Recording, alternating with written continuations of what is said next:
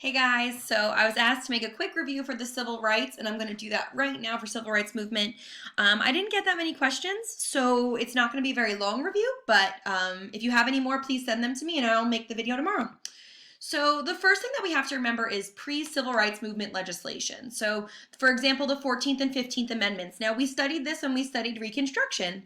The 13th, 14th, and 15th Amendments they ban slavery, right? That's 13, so it free men is the 14th one, where it gives African Americans citizenship and vote. Free men vote, 13, 14, 15. When we talk about voting, it's protecting those voting rights for African American citizens. And when this happens, the president is going to send militia into the South to make sure that they're following these guidelines. And we know that once President Grant becomes president, he is going to really enforce it and send even more militia than Andrew Johnson did.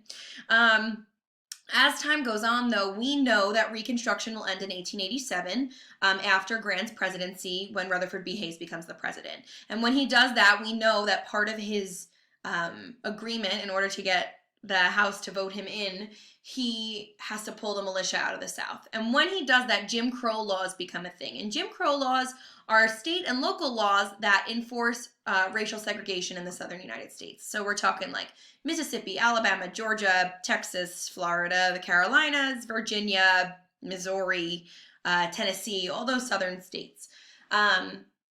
And this is really, we see it all kind of come to a head with Plessy versus Ferguson. So Plessy versus Ferguson happens a few years later when Homer Plessy wants to get on the bus, and I believe he's in Louisiana, after they made the laws that African Americans had to be like in the back of the bus or had to give up a seat or whatever it might be. For him, it was they had to go in the back of the bus. And he instead will refuse. And he gets like thrown in jail. It's a whole thing, and it goes to the Supreme Court. And the Supreme Court ultimately will decide that separate but equal is okay.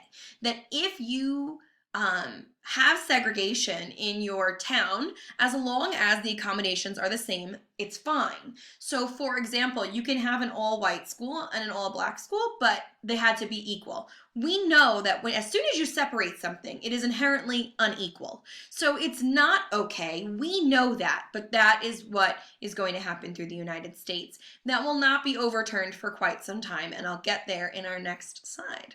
So now looking at the civil rights movement, you've got the first thing that I have over here is the Greensboro sit-ins. This is when it's a civil rights protest. It starts in 1960, and it's when African American students stage a sit-in at Woolworth's lunch counter. They were refused service there. They were not allowed to sit at those counters.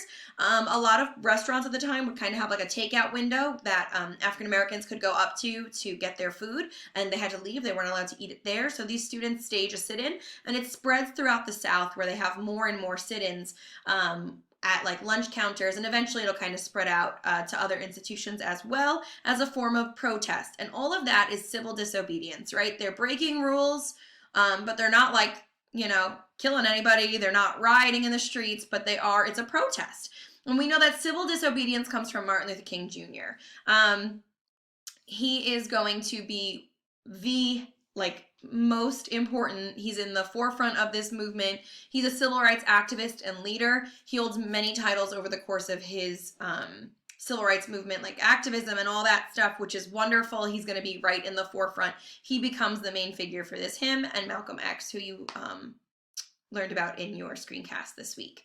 So one of his most famous speeches that he gives, and this is the one that someone had questions on, the I Have a Dream speech. He gives it in August of 1963, right at the Lincoln Memorial, and this is obviously planned for a very specific reason. There's two different important things you need to note.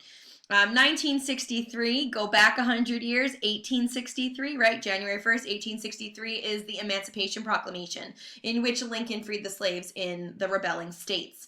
The second thing is it's the Lincoln Memorial, right? The great emancipator who is going to come forward and free all those slaves. So they're doing it, it's twofold. It's a centennial, it's Lincoln, it's stirring up emotions, and then he gives this speech. And in his I Have a Dream speech, he's got a whole bunch of things that he says that he has a dream about our nation, and a few things that he's going to do, which again, wonderful speaker. He says, I have a dream that one day this nation will rise up, live out the true meaning of its creed. We hold these truths to be self-evident that all men are created equal. And later on, he says, I have a dream that my 4 little children will one day live in a nation where they will not be judged by the color of their skin, but by the content of their character. So he is looking for equality. This is a really slow and steady process, but they had to stick with it. It takes a lot longer than I think anybody was really expecting. But people still use his words when we talk about inequality. And the last thing that I had a question on was Brown versus the Board of Ed, which actually happens before all these things. They start in I'm sorry, and I just want to go back to Martin Luther King Jr. He's assassinated in 1968. And for my conspiracy theory people out there, which I know that like half of you are, there are a whole bunch of conspiracies about who killed him and who assassinated him, the government, all that stuff. I had a crazy professor in grad school, and she was all about these conspiracies. So feel free to do some digging on that. And then Brown versus the Board of Ed. So Brown versus the Board of Ed happens in 1954, and it overturns Plessy versus Ferguson, and they rule that separate but equal is not okay, that it is not equal, which exactly, like, we're all like, duh, obviously, but they finally overturn it. And with this Brown versus the Board of Ed, it mandates the desegregation of schools and other public institutions. It takes time. It doesn't just happen in 1954. It will happen all the way through the 60s as well, and even in some places into the 70s. There's a whole bunch of really cool stories about desegregation and everything else. You've obviously got like Ruby Bridges and the Little Rock Nine and all that, and I do recommend you going and looking at all of that too. It's very, very interesting. But yeah, so if you guys have any other questions, let me know. I told you this would be short. It's like 7 minutes. So if you guys have any other questions, please let me know. And I hope you're all doing well.